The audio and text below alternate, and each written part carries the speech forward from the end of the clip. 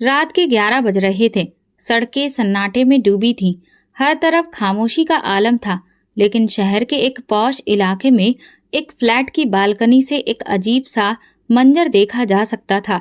एक नौजवान लड़की सिर पर दुपट्टा डाले कोई धार्मिक किताब पढ़ रही थी। उसके चेहरे पर रौनक थी, सुकून था, लेकिन आंखों में एक छुपी हुई उदासी थी। इस इमारत की दूसरी मंजिल से तेज आवाज में गाने बज रहे थे। एक औरत हंसते हंसते फोन पर बात कर रही थी, हाथ में कॉफी का मग और चेहरे पर फाउंडेशन की परतें जमी हुई थीं। ये उर्वशी थी, पायल की भाभी, जो अपनी खूबसूरती और पैसों पर बहुत घमंड करती थी और पूजा पाठ को सिर्फ बुद्धिहीन औरतों का काम समझती थी। पायल, जो तकरीबन 23 साल की थी, माँ बाप के देहांत के बाद अपने बड़े भाई के साथ रहने लगी थी।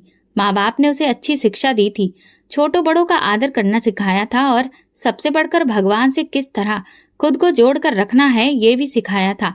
पायल अपने भगवान से बहुत प्रेम करती थी। ना उसे दुनिया के किसी फैशन में दिलचस्पी थी, ना किसी चीज की तारीफ की ख्वाहिश। उसकी दुनिया दो ही चीजों पर टिकी थी, भगवान की पूजा पाठ और गीता, रामायण व वेदों का अध्ययन। लेकिन घर में उसकी दुनिया को समझने वाला कोई नहीं था। यार, कब तक ये इस तरह आंटी बनकर चुपचाप बैठी रहेगी?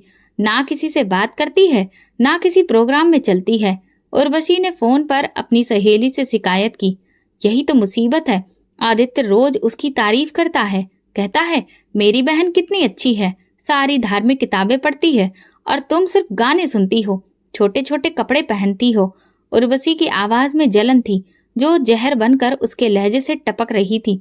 दूसरी तरफ आदित्य, पायल का भाई, दिन भर के काम से वापस घर आकर सुकून तलाश करता था, लेकिन जब भी घर आता अपनी पत्नी से पायल की तारीफ किए बिना नहीं रह पाता। उर्वशी, कभी पायल से कुछ सीखो, देखो उसके चेहरे पर कितनी रौनक है, नियम से पूजा पाठ करती है और कभी कभी अपनी जुबान से कोई भी खराब शब्द भी नहीं निकालती। ये शब्द उर्वशी के दिल में तीर बनकर लगते। एक दिन पायल रसोई में अपने व्रत के लिए खाना तैयार कर रही थी।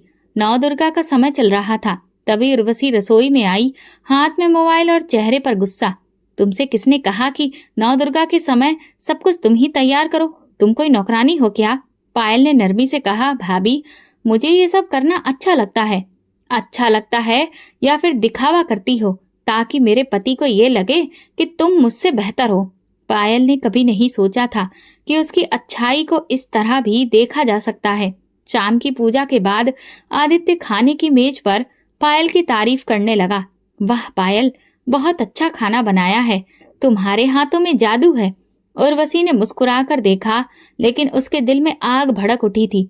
अंदर ही अंदर वो सोचने लगी, अगर मैंने कुछ नहीं किया तो ये लड़की मेरी जिंदगी तबाह कर देगी, मेरे पति का सारा ध्यान छीन लेगी, मेरी कोई अहमियत नहीं रह जाएगी। उस रात उर्वशी देर तक जागती रही। उसके मन में कई तरह की योजनाएं बनती रहीं। उसे अब पायल की सादगी से नफरत हो चुकी थी। उसे वो सब एक दिखावा लगने लगा था। अगली सुबह पायल हर रोज की तरह मंदिर के सामने बैठकर रामायण पढ़ रही थी। उसी वक्त आदित्य उठा और यह सब देखने लगा। कुछ पल वो दरवाजे पर खड़ा रहा, फिर धीरे से मुस्कुराया और मन ही मन कहा, भगवान तुम्हारा शुक्र है कि तुमने मुझे ऐसी बहन दी है। लेकिन वो नहीं जानता था कि उसी पल उसकी पत्नी दरवाजे के पीछे छिपी हुई ये सब देख रही थी और उसकी नजर में पायल का पूजा पाठ करना सिर्फ एक धोखा था। उसी दिन शाम को उर्वशी ने पहली बार अपने दिल की बात अपनी माँ को फोन पर बताई। माँ, मुझे लगता है आदित्य की बहन मेरे पति को मुझसे दूर कर रही है। वो हर बात में उसकी तारीफ करता है। मैं बहुत थक गई हूँ। काश आदित्य को उसकी सच्चाई दिखे, वरना मेरी शादी हाथ से निकल जाएगी। ये शब्द उर्वशी के लिए वो चाबी साबित हुए जो एक अंधेरे दरवाजे को खोलने वाली थी। रात का पिछला पहर था, मगर उर्वशी के मन में एक पल के लिए भी सुकून नहीं था। वो करवटें बदलती रही। उसके दिल में एक ही ख्याल था, अब पायल को सबकी नजरों से गिराना है, खासकर आदित्य की नजरों से। अगली सुबह उर्वशी ने रोज की तरह नाश्ता बनाया, लेकिन आज उसके रवैये में नरमी थी। उसने पायल से प्यार भरे लहजे में कहा, जिससे पायल थोड़ी हैरान हुई, मगर वो अपनी भाभी की बातों का बुरा नहीं मानती थी। पायल, छत पर जाकर कपड़े डाल दो, रस्सी पर धूप अच्छी निकली है, जल्दी सूख जाएंगे। उर्वशी ने धीरे से कहा। पायल मुस्कुराकर बोली, जी भाभी। मैं अभी डाल देती हूँ। वो धीमे कदमों से ऊपर गई, चेहरे को दुपट्टे से ढक लिया और कपड़े हाथ में लिए रस्सी पर लगाने लगी। हल्की हल्की हवा चल रही थी, आसमान पर हल्के बादल थे। वो अपनी धुन में मगन थी। नीचे उर्वशी की आंखों में अजीब सी चमक थी। उसने तुरंत मोबाइल उठाया और आदित्य को कॉल मिलाई। आदित्य ऑफिस जाने से पहले कमरे में ही मौजूद था। आदित्य, ऊपर छत पर देखो, तुम्हारी बहन बराबर वाले लड़के को चक्कर चलाने के लिए देख रही है। मैं रोज देखती हूँ, लेकिन आज तो हद हो गई। वो छत पर है और वो लड़का दूसरी छत पर खड़ा है। कुछ गड़बड़ है। आदित्य का दिल जैसे धड़कना भूल गया। वो बिना कुछ कहे गुस्से में ऊपर की ओर दौड़ा। उर्वशी पीछे से अपनी आंखों में सुकून लिए मुस्कुरा रही थी। जैसे ही आदित्य छत पर पहुंचा, उसकी सांसें उखड़ गईं, मगर सामने का दृश्य बिल्कुल अलग था।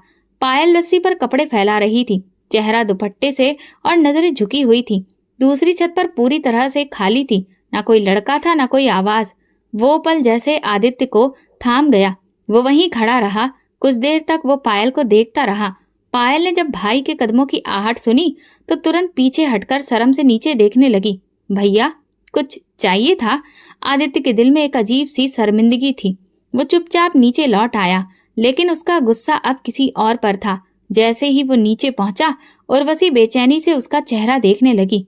क्या देखा? बोलो, तुम्हारी बहन की असलियत तो सामने आ गई ना? उर्वशी ने ताना मारा। आदित्य दीवार पर हाथ मारते हुए गुस्से से बोला, शर्म करो उर्वशी, तुम्हें क्या हो गया है? वहां कुछ भी नहीं था। मेरी बहन चेहरा ढककर सिर्फ कपड़े डाल रही थी। ये कैसा इल्जाम लगाया है तुमने? क्यों? तुम्हारी सोच इतनी गंदी हो गई है। उर्वशी की आंखों में जैसे शोले भड़क उठे, लेकिन वो जानती थी कि सच क्या था, इसीलिए चुप रही, मगर अंदर ही अंदर जलती रही। पायल जब नीचे आई तो उर्वशी का चेहरा लाल हो चुका था। वो बिना कुछ कहे किचन में चली गई। पायल को अंदाजा हो गया था कि कुछ अजीब जरूर हुआ है, लेकिन वो जानती थी कि खामोशी ही उसका असली हथियार है। शाम को आदित्य ने जब तन्हाई में पायल से पूछा, पायल बेटा, तुम कुछ छुपा तो नहीं रही? अगर कोई बात है तो मुझे बताओ, मैं तुम्हारा भाई हूँ। पायल की आंखों में नमी आ गई, मगर आवाज में मजबूती थी।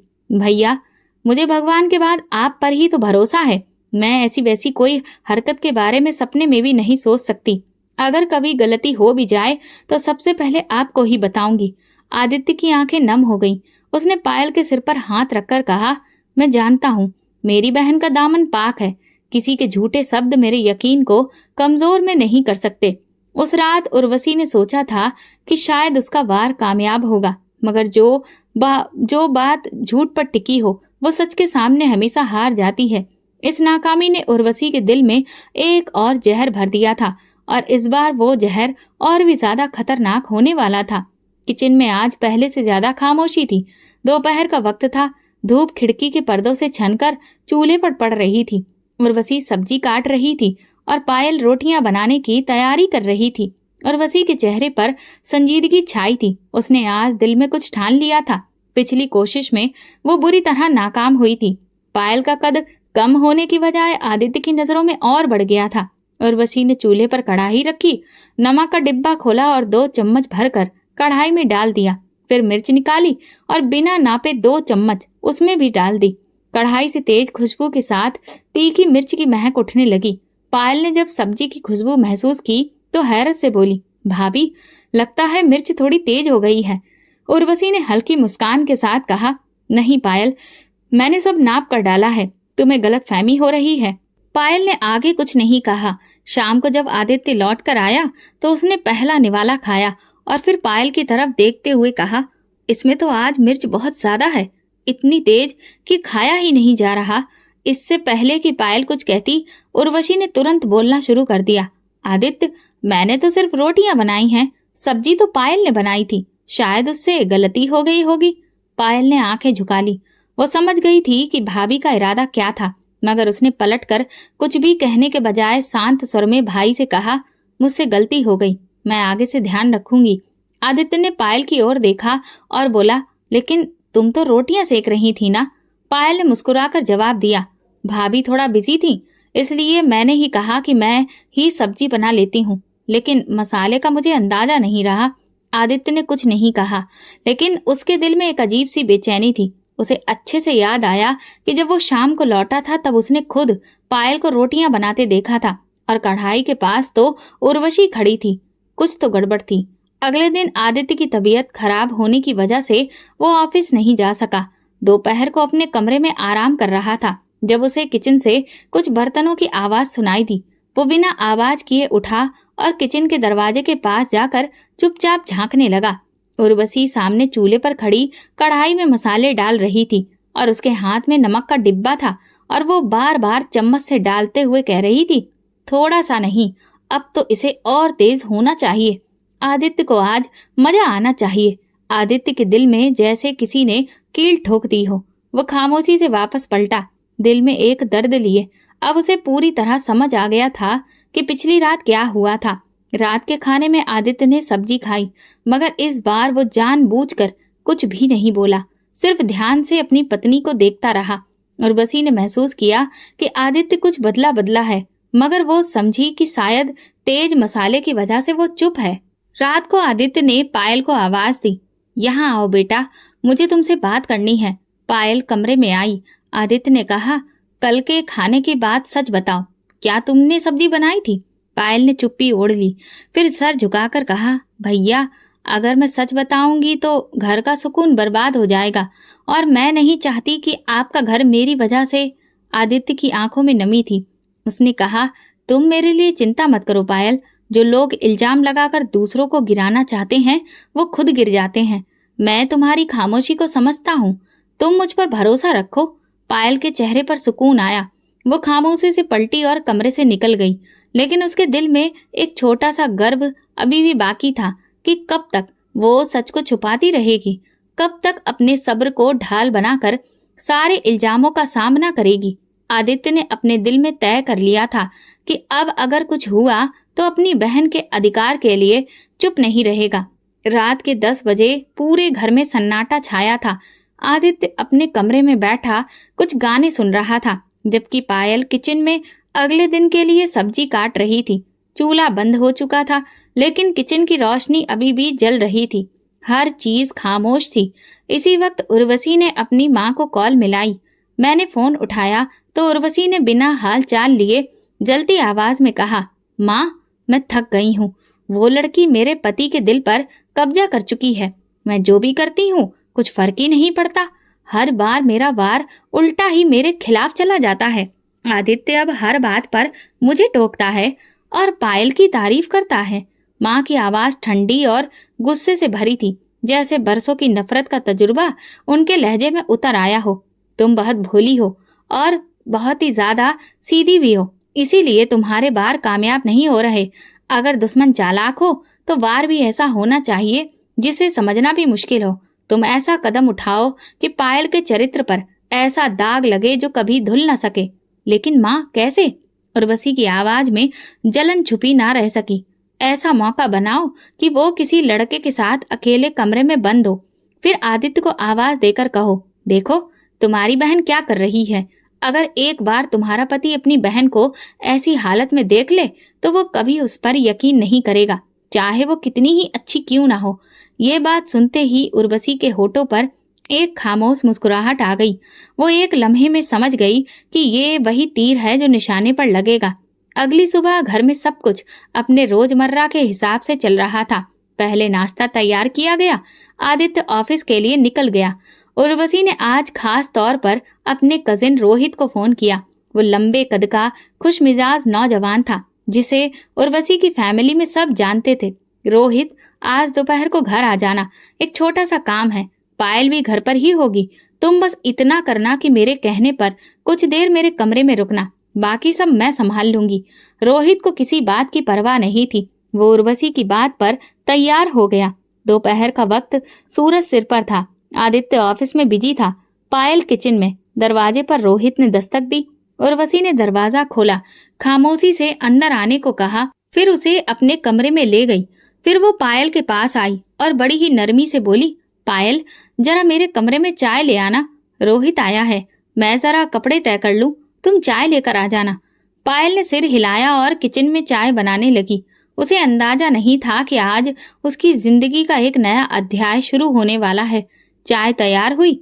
पायल ने ट्रे में कप रखे और बिस्किट रखे, दुपट्टा अच्छी तरह से ओढ़ा। फिर वो उर्वशी के कमरे की तरफ बढ़ी। जैसे ही दरवाजा खोला वो हैरान रह गई। कमरे में उर्वशी मौजूद नहीं थी, सिर्फ रोहित बैठा था, जैसे किसी बात का इंतजार कर रहा हो। पायल ने नजरें झुकाई और बस इतना कहा, चाय रख दी है। भाभी कहाँ है? अभी वो ट्रे रखी रही थी कि अचानक दरवाजा बाहर से बंद हो गया। वो चौंकी। उसने दरवाजे को झटका दिया, मगर वो बंद हो चुका था। वो समझ गई कि कुछ गड़बड़ हो गई है। इसी वक्त उर्वशी ने आदित्य को फोन किया। आदित्य, भगवान के लिए जल्दी घर आओ, तुम्हारी बहन का असली चेहरा तुम्हें दिखाना है। वो रोहित के साथ मेरे कमरे में बंद है। आदित्य के हाथ से फोन छूट गया। उसकी सांसें रुक गईं, जैसे शरीर का खून एक पल को जम गया हो। वो दौड़ता हुआ ऑफिस से निकला। घर पहुंचते ही सीधा उर्वशी के कमरे की तरफ गया। दरवाजा खोला तो सामने का मंजर दिल दहला देने वाला था। पायल दुपट्टे में लिपटी रोती हुई एक कोने में बैठी थी और रोहित हैरान डरा हुआ खड़ा था। पायल ने आदित्य को देखते ही उसके कदमों में गिरकर रोते हुए कहा, भैया मेरी बात तो सुनो, ये सब झूठ है। मैं तो सिर्फ चाय रखने आई थी, दरवाजा बाहर से बंद कर दिया गया। आदित्य की आंखों में गुस्से के साथ साथ बेयकीनी भी थी। उसकी नजर रोहित पर पड़ी, जो बौखलाहट में सिर्फ इतना बोला, मैं तो इसके ही बुलाने पर आया था। आदित्य ने एक पल के लिए पायल को देखा, फिर अपनी पत्नी की तरफ पलटा। उर्वशी दरवाजे के पीछे खड़ी तमाशा देख रही थी, मगर उसकी आंखों में वो यकीन नहीं था जिसकी वो चाहत रखती थी। पायल की हालत, उसकी आंखों के आंसू, उसकी कांपती आवाज, सब कुछ सच बयां कर रहे थे। मगर आदित्य का दिल टूट चुका था। वो खामोशी से पलटा, कमरे से निकल गया। पायल जमीन पर बैठी अपनी बेगुनाही के आंसू बहाती रही और उर्वशी सुकून में हो गई, मगर अंदर से खाली। अब वो किसी और तैयारी में व्यस्त हो गई। पायल के दिल में पहली बार ये एहसास हुआ कि शायद अब इस घर में रहना उसके लिए मुमकिन नहीं रहा। उसकी नम्रता, उसकी सच्चाई, उसका पर्दा, सब कुछ उसे मुश्किल में डाल चुका था, सिर्फ किसी की जलन की आग में। आदित्य के दिलो दिमाग में जंग छिड़ चुकी थी। एक तरफ पायल की मासूम आंखें थीं, जिनमें बहते आंसू उसकी बेगुनाही की गवाही दे रहे थे, और दूसरी तरफ उर्वशी की चालाकी, जिसमें गुस्से और यकीन का अजीब सा मेल था। सच और झूठ में फर्क करना मुश्किल हो रहा था। आंगन में खामोशी छा चुकी थी। पायल जमीन पर बैठी रो रही थी। आदित्य खड़ा उसे देख रहा था, जैसे किसी फैसले के दौराहे पर हो। उर्वशी दीवार के साथ टेक लगाए खड़ी थी, चेहरे पर तकलीफ का नाटक था। अचानक उर्वशी ने भारी आवाज में कहा, आदित्य, मैंने कभी पायल के खिलाफ कुछ नहीं कहा, हमेशा उसे बहन समझा, लेकिन आज जो हुआ वो मेरे लिए बर्दाश्त करना मुश्किल है। अगर अब भी चुप रही तो कल को तुम मुझ पर भी शक करोगे। आदित्य ने नजरें चुराकर पायल की तरफ देखा। क्या तुम वाकई इतनी गिर सकती हो पायल? क्या ये सब तुम्हारे वजूद का हिस्सा है? पायल की आंखों से आंसू का एक और कतरा निकला। भैया, भगवान के लिए मैंने कुछ नहीं किया, आपने खुद देखा था। मैं सिर्फ चाय लेकर गई थी, दरवाजा बाहर से बंद था। उसी वक्त उर्वशी का कजिन रोहित भी मैदान में कूद पड़ा। आदित्य भाई, मैं झूठ क्यों बोलूं? मुझे खुद पायल ने बुलाया था। उसने कहा था कि उर्वशी घर पर नहीं है, आकर मिल लो। मैं हैरान था, लेकिन सोचा शायद कोई जरूरी बात होगी। तो मुझे क्या पता था कि यहाँ पर ये सब तमाशा हो जाएगा। जिस जमीन पर उसके कदमों से निकल गई हो। तुम झूठ बोल रहे हो रोहित, तुम्हें तो भाभी ने बुलाया था, मैंने तो कभी तुमसे बात तक नहीं की। लेकिन आदित्य के चेहरे पर उलझन, गुस्सा, शर्मिंदगी की मिलीजुली रेखाएं दिख रही थी। बस, पायल ने जोर से कहा, मेरा सब कुछ खत्म हो चुका है। अगर तुम सच में सच्ची हो तो फिर तुम्हें किसी सफाई की जरूरत नहीं होनी चाहिए थी। मुझे तुम्हारी खामोशी पर हमेशा यकीन रहा, लेकिन अब हर चीज धुंधली हो गई है। पायल उठ खड़ी हुई, हाथ जोड़कर प्रार्थना की, भाई आप मुझ पर हाथ उठा लीजिए, मुझे कुछ भी कह लीजिए, लेकिन भगवान के लिए मुझे अपनी नजरों से ना गिराइए। मैं आपकी बहन हूँ, आपका खून हूँ, मैं आपके बारे में ये सब नहीं सोच सकती। आदित्य ने एक सर्द सांस ली और फिर दिल पर पत्थर रखकर वो बात कही जो पायल के दिल में खंजर बनकर घुस गई। इस घर से चली जाओ पायल, अभी इसी वक्त। उसकी सांसें जैसे रुक गईं। वो सुन नहीं पा रही थी, यकीन नहीं कर पा रही थी। भैया, बस इतना कह सकी, हाँ चली जाओ। अगर तुम सच्ची हो, भगवान तुम्हारे साथ होगा, लेकिन मैं अब और ज्यादा मुश्किलें बर्दाश्त नहीं कर सकता। उर्वशी ने जैसे दिल ही दिल में अपनी जीत का जश्न मनाया। उसकी आंखों में चमकते हुए और चेहरे पर सब्र दिख रहा था। पायल धीरे धीरे आंगन की तरफ बढ़ी। कदम जैसे जमीन से जुड़े थे। वो हर कोने को देख रही थी। वो दीवारें जिनके पास उसने माँ बाप के बाद अपने भाई को सर्वोच्च दर्जा दिया था। वो कमरा जहां उसने गीता, रामायण, न जाने कितनी धार्मिक किताबें पढ़ी थी, जो अभी तय करके कोने में रखी थी। वो दरवाजे तक पहुंची, अपना दुपट्टा ठीक किया, एक आखिरी नजर आदित्य पर डाली, जो दरवाजे के पीछे खड़ा पत्थर बना था। भगवान गवाह है, मैं बेगुनाह हूँ। अगर मैं झूठ बोल रही हूँ तो मेरी जिंदगी बर्बाद हो जाएगी, लेकिन अगर मैं सच्ची हूँ तो मेरा भगवान मुझे वो इज्जत देगा जो इस घर में छीन ली गई। उसके शब्द हवा में गूंजते रहे, लेकिन आदित्य ने दरवाजा खोल दिया और एक लम्हे में बंद कर दिया। पायल बाहर खड़ी थी, सर पर धूप, दिल पर भारी दुख और आंखों में वो उम्मीद जो सिर्फ एक भगवान से की जा सकती थी। उसने आसमान की तरफ देखा और वो प्रार्थना करती रही, अब तुम ही मेरे सहारा हो भगवान। जब सब छोड़ देते हैं तो तुम ही हाथ थाम लेते हो। मुझे थाम लो, मैं बहुत अकेली हूँ। और दरवाजे के अंदर ऐसा लग रहा था कि जैसे कोई ठहाके लगा रहा था। दरवाजे के बंद होते ही पायल की आत्मा पर जैसे कोई पत्थर गिर पड़ा। वो ताकत इकट्ठा करके खड़ी रही, लेकिन उसे लग रहा था कि जैसे उसके शरीर में जान नहीं रही हो। पीछे से दरवाजे की कुंडी घूमने की आवाज आई और फिर अंदर से हल्की गूंज उठी, जैसे उसके जख्मों पर नमक छिड़क गया हो। कुछ लम्हे बाद दरवाजा एक बार फिर खुला। उर्वशी गुस्से से बाहर निकली और पायल के बालों को जोर से पकड़कर सीढ़ियों की ओर घसीटा। अभी तक दरवाजे पर कड़ी है, कहा ना कि निकल जा। और हाँ, एक बात याद रख, अब तू खुद को बहुत अच्छा बताती है ना, तो जा अपने भगवान से मदद मांग, वही देगा तुझे छत, रोटी और इज्जत। पायल ने उर्वशी की आंखों में झांका, मगर उसमें इंसानियत की झलक नहीं थी, सिर्फ जहर भरा था। उर्वशी को धक्का देकर दरवाजे से नीचे धकेल दिया। पायल का दुपट्टा जमीन पर गिरा, मगर उसने उसे फौरन उठाकर अच्छे से लपेट लिया, जैसे इज्जत का आखिरी हिस्सा बचा रही हो। सीढ़ियां उतरते हुए उसकी आंखों में धुंध छा गई। दरवाजे से कुछ दूरी पर एक फुटपाथ के किनारे बैठकर आसपास गाड़ियां, बच्चे, ढेर सारी आवाजें थीं, लेकिन पायल को सिर्फ अपने अंदर की खामोशी सुनाई दे रही थी। उसने कोई भीख नहीं मांगी, ना किसी को रोका, ना किसी से मदद मांगी। वो बस एक कोने में चुपचाप बैठ गई, सिर झुकाया और अपने भगवान का नाम लेना शुरू कर दिया। हे भगवान, तुम जानते हो, मेरा दिल, मेरा चरित्र, मेरी नीयत सब तुम्हारे सामने है। मैं किसी का बुरा नहीं चाहती, किसी का हक नहीं मारा, फिर ये सजा क्यों? रात का अंधेरा छा रहा था, लेकिन पायल की आंखों में रोशनी थी। उसने धीरे से अपने थैले से वो धार्मिक किताबें निकाली जिसे वो हमेशा अपने पास रखती थी, और फुटपाथ पर एक तरफ बैठकर उसे पढ़ने लगी। उसकी आंखों से आंसू बहते रहे। पास से गुजरने वाले लोग रुक रुक कर उसे देखने लगे। कुछ लोग उसके लिए प्रार्थना कर रहे थे, तो कुछ सिर्फ तमाशा देख रहे थे। लेकिन एक बूढ़ी औरत पास आकर एक थैली में रोटी और सब्जी रखी और धीरे से बोली, बेटी, मुझे नहीं पता तुम पर क्या बीती है, लेकिन तुम जैसी बेटियों को भगवान कभी अकेला नहीं छोड़ता। ये लो, कुछ खा लो। पहले नजर उठी और नरम लहजे में कहा, मैं भीख मांगने वालों में से नहीं हूँ। बस जो कुछ आपने दिल से दिया है, भगवान उसी में मुझे शांति देगा। बूढ़ी औरत ने आंखों से उसे आशीर्वाद दिया और आगे बढ़ गई। इसके बाद कई लोग वहां रुकने लगे। कोई पानी की बोतल लाकर रख गया, कोई बिस्किट, कोई रुपया। पायल किसी को भी नहीं रोकती, किसी से बात नहीं करती, सब कुछ खुद ब खुद उसके पास आता रहा। वो रात फुटपाथ पर कुछ नहीं, लेकिन पायल को एक लम्हे के लिए भी सुकून महसूस नहीं हुआ। वो जानती थी कि उसके और उसके भगवान के बीच कोई नहीं है। सुबह होते ही उसने भगवान को पूजा और लोग उसे पहचानने लगे। वो लोग जो रोजाना उस रास्ते से गुजरते थे, उन्हें उसमें कुछ अलग नजर आने लगा। न कोई फरियाद, न शिकायत, न दुनिया का लालच, बस एक सुकून, एक सच्चाई जो चेहरे पर लिखी थी। एक नौजवान लड़की जो यूनिवर्सिटी जाती थी, रोज सुबह उसके पास से गुजरती थी, रुकती, मुस्कुराकर देखती और कुछ फल रख जाती। एक सब्जी बेचने वाला हर शाम उसे थैला दे जाता, जिसमें दिन भर की बची हुई मगर साफ सुथरी सब्जियां होती।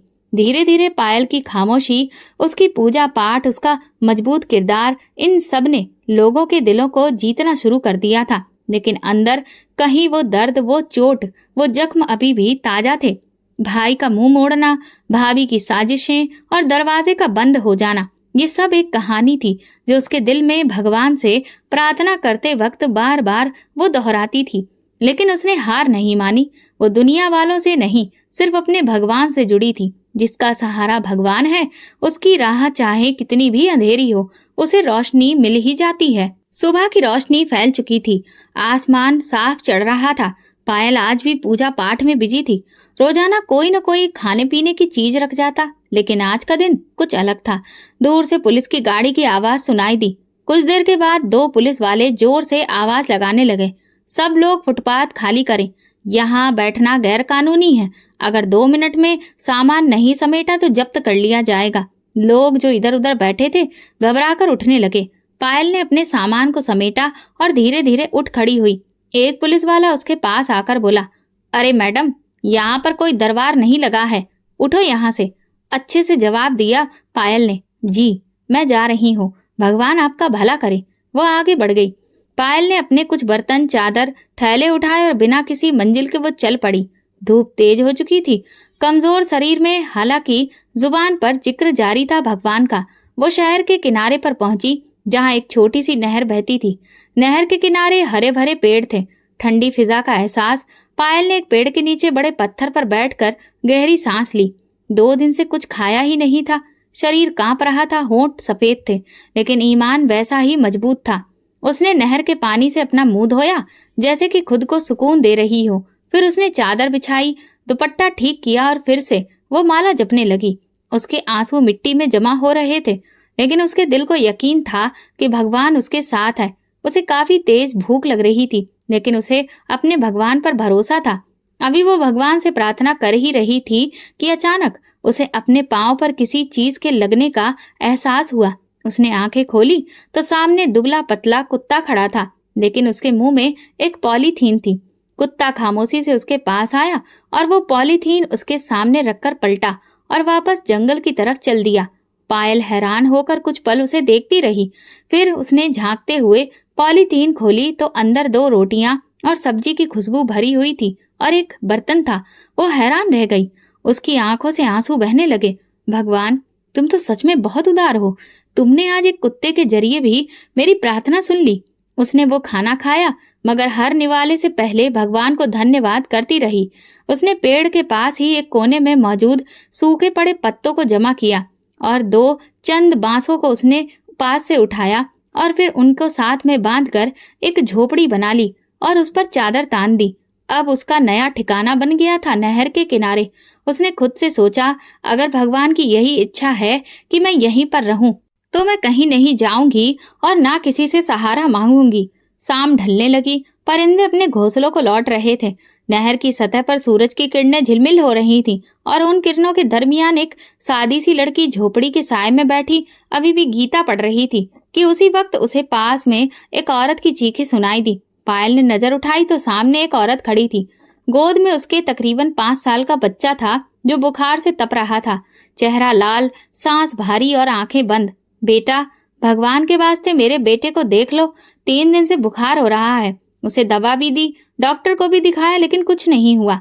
किसी ने कहा कि तुम बहुत पूजा पाठ करती हो और भगवान तुम्हारी सुनता है। तुम्हारे पास कुछ ऐसे मंत्र हैं जिन्हें पढ़कर तुम कुछ भी कर सकती हो। मेरी उम्मीद अब बस तुम ही हो। पायल ने चौंक कर औरत की तरफ देखा। उसे समझ नहीं आया कि वो ये सब क्यों कह रही है, लेकिन उसके दिल में एक हल्की सी लहर उठी, जैसे कि भगवान ने उसे एक नई जिम्मेदारी दे दी हो। देखो बहन, मैं कोई बाबा या ओझा नहीं हूँ और ना ही मैं इस तरह का कोई चमत्कार कर सकती हूँ। ये तो सिर्फ भगवान के ही हाथ में है। औरत ने आंखों से आंसू बहाए और कहा, मुझे कोई फर्क नहीं पड़ता, बस तुम एक बार देख लो, शायद मेरे बच्चे का दर्द कम हो जाए। पायल ने बच्चे को नरमी से देखा, उसके माथे पर हाथ रखकर आंखें बंद की। अब तक उसने जो भी मंत्र, वेद, पुराण, गीता पढ़ी थी, वही सब दोहराने लगी और धीरे धीरे बच्चे के माथे को चूम लिया और अपनी प्रार्थना में उसे भगवान के हवाले कर दिया। फिर आंखें खोल दी। माँ, मेरे बच्चे, तुझे होश आ गया? बच्चा अपनी माँ को देखकर मुस्कुराया और उनके गले लग गया। औरत की खुशी बेकाबू हो गई। वो रोते रोते पायल के कदमों में बैठ गई। तुम तो फरिश्ता हो बेटी, भगवान ने तुम्हें मेरे बेटे के लिए भेजा था। पायल ने उसे उठाया, नरमी से कहा, मैं कोई फरिश्ता नहीं हूँ, मैं तो बस एक आम इंसान हूँ। इस वाक्य के बाद नहर के किनारे हवा में एक नई सरगोशी शामिल हो गई। लोग कहने लगे, वो लड़की जो पेड़ के साथ में बैठी है वो चमत्कारिक है। वो कुछ ऐसे मंत्र पढ़ती है कि सब ठीक हो जाता है। अगले दिन एक और औरत आई अपने पति के लिए प्रार्थना करवाने के लिए। फिर एक नौजवान अपनी माँ को लाया जो जोड़ों के दर्द से जूझ रही थी। पायल हर एक के लिए वही सब करती और धीरे धीरे वहां लोग जुड़ने लगे। पहले 5, फिर 10, फिर 20 लोग रोज आते। कुछ चुपचाप बैठ जाते, कुछ अपने दिल का दुख सुनाते, कुछ प्रार्थनाएं करते। पायल ने कभी पैसे नहीं मांगे, ना किसी से कोई चीज मांगी, लेकिन उसकी अच्छाई अब लोगों के दिलों में घर कर रही थी। एक दिन एक शख्स आया, हाथ में एक फलों की टोकरी थी। मेरे पैर सुन्न हो जाते हैं। तुमने जब से मेरे सर पर हाथ फेर दिया, मैं बिना छड़ी के चलने लगा हूँ। ये कुछ फल हैं मेरे पास, तुम पर भगवान की मेहरबानी है। ये तुम अपने हाथ से खाओ, तुम्हारी सारी प्रार्थनाएं वो मानता है। पायल ने टोकरी ली और उन्हें आशीर्वाद दिया। आधे फल आगे बढ़ा दिए। शाम होते होते नहर के किनारे छोटा सा मजमा लग जाता था। लोग खामोशी से आते, अपनी बारी का इंतजार करते और पायल हर एक के लिए इस अंदाज में प्रार्थना करती थी। लेकिन इस शोहरत के साथ साथ कुछ लोगों की नजरों में अब जलन भी उतरने लगी थी। वहीं उर्वशी जो शहर में अपनी मायके के घर आई थी, वहां पर वो अपनी सहेली से एक दिन मिलने गई और अपनी सहेली से सुन बैठी कि पायल नहर के किनारे लोगों को आशीर्वाद देती है। लोग उसके कदमों में गिर जाते हैं, उससे भीख मांगते हैं। उर्वशी के दिल में वही पुराना जहर उमड़ा। ये तो बर्बाद होने वाली थी, लेकिन ये तो अब किसी राजकुमारी की जैसी बन गई है। ये खत्म नहीं हुई, अब भी वक्त है। लेकिन पायल को उन बातों की परवाह ही नहीं थी। उसका भरोसा उसके भगवान पर था। उसका शहर में जिक्र जोर शोर से होने लगा था। लेकिन आज कुछ अजीब था। जब वो आखिरी मरीज को देख रही थी तो एक दुबली पतली औरत सर से पैर तक चादर में लिपटी हुई कुछ फासले पर खड़ी थी। चेहरा पूरी तरह से चादर में छुपा था, हाथों पर दस्ताने थे। क्या आप पायल हैं? उसकी आवाज धीमी, कांपती हुई और किसी गहरे दुख से भरी हुई थी। पायल ने सिर हिलाया। जी, बैठिए, क्या तकलीफ है? औरत कुछ देर चुप रही, फिर धीरे से बोली, मेरे चेहरे और जिस्म पर एक अजीब सी बीमारी है। शरीर गलने लगा है। डॉक्टर कहते हैं कि ये कोढ़ है। मैं हर जगह गई लेकिन कुछ फायदा नहीं हुआ। सुना है कि आप कुछ मंत्र पढ़कर सर पर हाथ फेरती हैं और भगवान का नाम लेती हैं तो चमत्कार हो जाता है। पायल ने सिर झुकाया। हाँ, ये सब भगवान की वजह से ही है। फिर उसने कुछ मंत्र पढ़े और अपना हाथ आगे बढ़ाया। चेहरा दिखाइए। लेकिन औरत ने झिझकते हुए अपनी चादर हटाई। पायल ने जैसे ही चेहरा देखा तो वो पल थमसा गया। आंखें फैल गईं, गला रुंध गया, हाथ कांपने लगे। वो चेहरा वही था जो कभी घमंड से चूर होकर बोलता था, जो नफरत से जहर उगलता था, जो उसकी भाभी का मान सम्मान कहलाता था। वो उर्वशी ही थी, लेकिन अब उसके चेहरे पर घमंड नहीं था, सिर्फ जख्म थे और खाल जगह जगह से गली थी। चेहरा पहचानना मुश्किल हो चुका था। आंखों में तकलीफ और शर्मिंदगी नजर आ रही थी। पायल की आंखों से अचानक आंसू बहने लगे। आवाज हलक में ही अटक गई। उर्वशी ने हाथ जोड़ लिए। आवाज में शर्मिंदगी थी। हाँ पायल, मैं हूँ तुम्हारी जालिम भाभी, जिसने तुम्हें घर से निकाला, तुम पर झूठे इल्जाम लगाए, तुम्हें दर बदर भटकने के लिए फेंक दिया।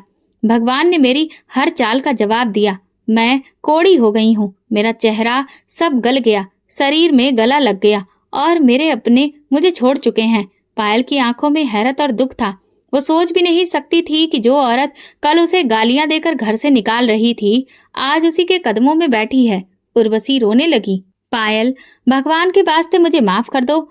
मैंने तुम पर बहुत जुल्म किया, तुम्हें तुम्हारे भाई से दूर किया, तुम्हारे चरित्र पर उंगली उठाई। तुम चुप रही, सब्र करती रही और मैं समझती रही कि मैं जीत रही हूँ। लेकिन आज मेरा शरीर बोल रहा है। भगवान ने मुझे मेरे जुल्म की सजा दे दी। पायल ने आंखें बंद कर ली। दिल जैसे किसी कर्ज में डूबा हुआ था। फिर उसने धीरे से कहा, मैंने आपको कभी अपना दुश्मन नहीं समझा भाभी। आपके हर इल्जाम के बाद मैंने भगवान से प्रार्थना की कि वो आपको बुद्धि और सब्र दे। वो आगे बढ़ी। उसने उर्वशी के चेहरे पर हाथ रखा और फिर से कुछ मंत्र पढ़े। हे भगवान, अगर तुमने कभी भी मुझे सच्चा जाना हो तो तुम इस औरत को माफ कर दो। वो गुनाह कर चुकी है, मगर तुम बहुत दिलदार हो। उर्वशी रोते हुए उसके कदमों में गिर गई। मुझे अब घर की नहीं, तुम्हारे दिल की इजाजत चाहिए। मुझे माफ कर दो पायल। पायल ने उसे उठाया, सीने से लगाया। माफी मेरे बस में नहीं, वो तो भगवान के हाथ में है। मगर मैं दिल से तुम्हारे लिए प्रार्थना करती हूँ कि तुम्हें सुकून मिले। वो दिन सबके लिए सबक बन गया। वहां मौजूद हर शख्स की आंखें नम थीं। कोड़े की मार खाई हुई एक औरत जो कभी गुरूर में आसमान छूने वाली थी, आज जमीन पर सर झुकाकर पड़ी थी, भगवान से माफी मांग रही थी। पायल जो कि बेसहारा थी, आज उसका दामन इतना भरा था कि वो लोगों को माँ की दुआएं न जाने क्या क्या बांट रही थी। ऐसी मूरत बन चुकी थी जो सिर्फ उसे दिल से निकलती थी, जो सब्र की भट्टी में जलकर कुंदन बन गई हो। सूरत अपनी रोशनी बिखेर रही थी। पायल रोजाना के मुताबिक अपनी पूजा पाठ में लगी थी। झोपड़ी के पास में कुछ लोग खामोशी से बैठे थे और अपने इंतजार में थे। उर्वशी अभी तक वहीं बैठी थी, सर झुकाकर नम आंखों से पायल को देख रही थी। उसके दिल में पछतावे की आग बुझने का नाम नहीं ले रही थी। जिसे उसने बेकार समझा, आज वही उसके लिए मुक्ति का रास्ता बन चुकी थी। उर्वशी ने फिर से कहा, मैं तुम्हें बेइज्जत कर चुकी थी, लेकिन देखो आज मेरा क्या हाल हुआ। पायल ने कहा, इज्जत और बेइज्जती ये तो सिर्फ भगवान के हाथ में है। ये सुनते ही उर्वशी फूट फूट कर रोने लगी। उर्वशी बोली, पायल मैं तुमसे एक प्रार्थना करना चाहती हूँ। वापस चलो हमारे घर, वही घर जो तुम्हारा था, जिसे तुमने छोड़ा नहीं बल्कि तुमसे छीन लिया गया था। तुम्हारा भाई तुम्हें ढूंढता रहा, अब तुम्हारे बिना उसकी जिंदगी बेरंग हो चुकी है। मेरी माँ भी पछतावे में है और मैं तुम्हारे बिना एक पल भी जी नहीं पाती। पायल की आंखों में नमी उभरी, मगर उसने सिर हिलाकर नरमी से इनकार किया। भाभी, घर की दीवारें तो वापस जोड़ी जा सकती हैं, मगर जो भरोसा टूटा है, जो रिश्ता टूटा है, वो दिल में चुभता रहेगा। मेरे लिए वही जगह घर है जहाँ मेरा भगवान और मेरा सुकून है। मैंने वो मुकाम पा लिया है जहाँ दिल और जमीर दोनों निश्चिंत हैं। अब मैं उस घर की तरफ नहीं जा सकती जहाँ कभी मेरा भरोसा बिखेर दिया गया था। उर्वशी ने फिर से रिक्वेस्ट की, तो क्या तुम हमेशा यहीं रहोगी, ऐसी झोपड़ी में? पायल ने मुस्कुराकर कहा, अगर भगवान की मर्जी इसी में है तो हाँ, लेकिन मेरा भगवान जानता है कि वो कब और कहाँ मेरी तकदीर लिख चुका है। मुझे उस पर यकीन है, उसके फैसलों पर मैं तैयार हूँ। उसी वक्त एक बहुत बड़े मंदिर के पुरोहित इस सब के गवाह बन चुके थे। वो पास आए और उन्होंने उर्वशी से नरमी से कहा, बेटा, कभी कभी भगवान का फैसला इंसानों के फैसलों से बहुत बेहतर होता है। पायल अब सिर्फ तुम्हारी नंद नहीं, वो भगवान का एक करिश्मा बन चुकी है, उनकी इच्छा का एक जरिया बन चुकी है। हम सब इसकी प्रार्थनाओं के मोहताज हो चुके हैं और उसके लिए एक ऐसा रिश्ता आया है जो उसकी इज्जत को और बढ़ा देगा। उर्वशी हैरान होकर बोली, रिश्ता? पुरोहित जी ने कहा, हाँ, एक बहुत ही अच्छे और ऊंचे धार्मिक परिवार ने हमसे संपर्क किया। वो पायल की शख्सियत से बहुत प्रभावित हैं। उन्होंने कहा, अगर पायल राजी हो तो वो पूरी इज्जत के साथ उसे अपनाना चाहते हैं, न सिर्फ पत्नी के तौर पर बल्कि एक अच्छी हमसफर के तौर पर भी। पायल ने कुछ लम्हे खामोशी से सुने, फिर धीरे से कहा, अगर मेरे भगवान मुझे ये मुकाम दे रहे हैं तो मैं उनके इस फैसले पर भी राजी हूँ। मुझे इज्जत के साथ नई जिंदगी मिलेगी तो मैं इनकार नहीं करूंगी। और फिर इसके बाद उसकी शादी बहुत ही सादगी भरे तरीके से हो गई। शादी के बाद उसने सुकून से भगवान से प्रार्थना की, जिसने मुझे गुमनामी में भी इज्जत दी, बेघर होने पर भी सहारा दिया, मुझे बेइज्जत करने वालों के सामने भी ऊंचे कद का बनाकर रखा है। भगवान, मैं तुम्हारा जितना शुक्रिया अदा करूं वो सब कम है। तुमने ये साबित कर दिया है कि तुम्हारे भक्तों के लिए तुम्हारा दरवाजा हमेशा खुला है। उस वक्त लोगों की आंखों में आंसू थे और एक ही बात थी, ये वही पायल है जिसे लोगों ने दुत्कार दिया था, लेकिन भगवान ने उसका हाथ थामा। जिस परिवार ने उसका रिश्ता जोड़ लिया था, वो परिवार बहुत धार्मिक था, पूजा पाठ में सबसे आगे, और उन्हें पायल के लोगों के भलाई करने से भी कोई भी परेशानी नहीं थी। अब वो हजारों दिलों की उम्मीद और प्रार्थना बन चुकी थी। फिर एक दिन एक नौजवान लड़के ने उससे पूछा, पायल दीदी, आप इतने सब्र से कैसे जी पाई? लोगों ने तो आपको अकेला कर दिया था। पायल ने मुस्कुराकर कहा, तुम बस भगवान पर भरोसा रखो, वो तुम्हें कभी भी जमीन में गिरने नहीं देगा। जहाँ तुम्हारा सब साथ छोड़ देंगे, बस वहीं पर उसका भरोसा ही तुम्हारी असली ताकत बनेगा। और यही भगवान की इच्छा है और इसी में तुम्हारी असली कामयाबी है। तो दोस्तों, अगर आपको हमारी कहानी पसंद आई हो तो कमेंट करके ज़रूर बताएं। वीडियो को लाइक करें और ज़्यादा से ज़्यादा शेयर करें। अगर आप चैनल पर नए हैं तो सब्सक्राइब जरूर करें और हाँ, नोटिफिकेशन बेल जरूर दबाएं ताकि अगली अपडेट सबसे पहले आपको मिले। धन्यवाद।